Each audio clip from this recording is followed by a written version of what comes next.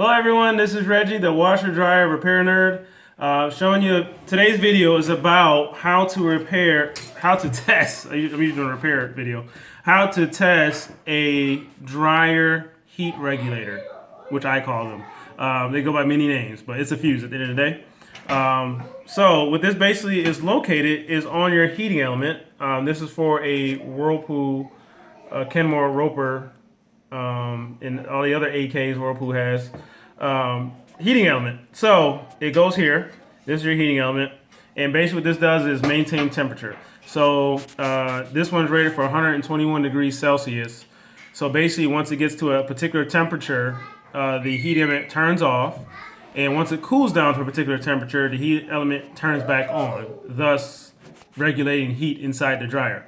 So every once in a while these things will go bad, but they're hard to detect because all the other fuses work by continuity. Oh, that's good. You know, you think that's good. It's you hear your voltmeter buzzing. It's continuity. This one has continuity, and this one is I marked bad. Has continuity. Well, basically how these work is they disengage at a certain temperature, which you have no continuity, so it cuts off the power to the element. So let me show you how to test them. It works a lot easier if you had a multi-voltmeter with alligator clips, but I do not right now. I have them somewhere, but so I'm just gonna improvise here. So as you hear the continuity and the children in the background, we turn on the flame, and this is going to obviously, man, this thing is childproof. Hang on, this is me-proof too. There we go.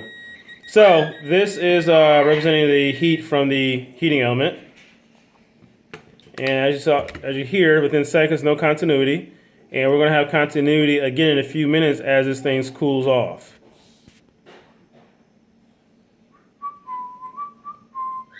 I feel like it should be like Jeopardy music or something in the background. Any day now. I guess my house is really hot because this thing is like taking forever. Also, this is take like number 10, so maybe I just worn out the fuse.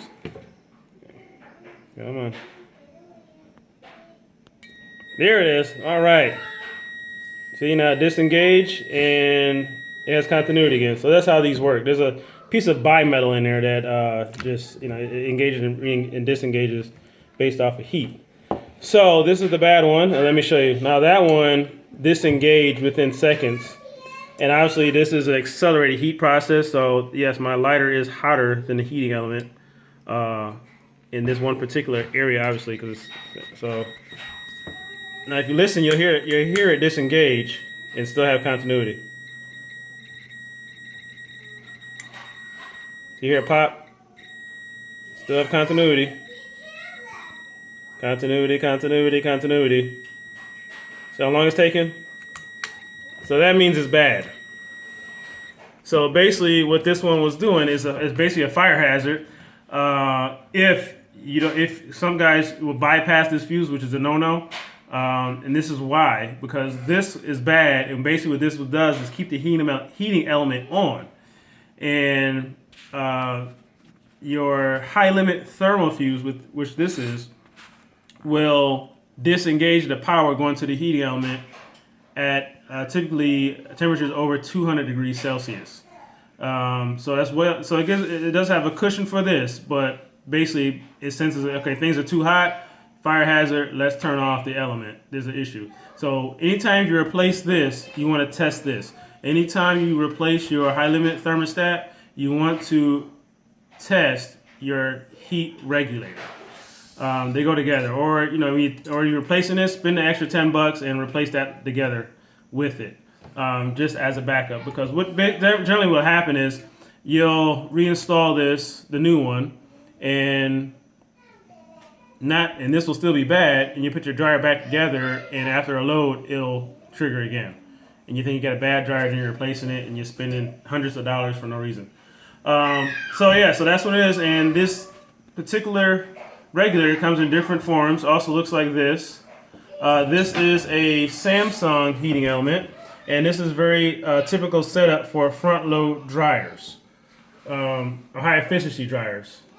So this is your thermal fuse here, and this will be your temperature regulator here, and the same principles apply. Any questions, feel free to leave a comment below, and as always, please subscribe. Thanks. Have a great day.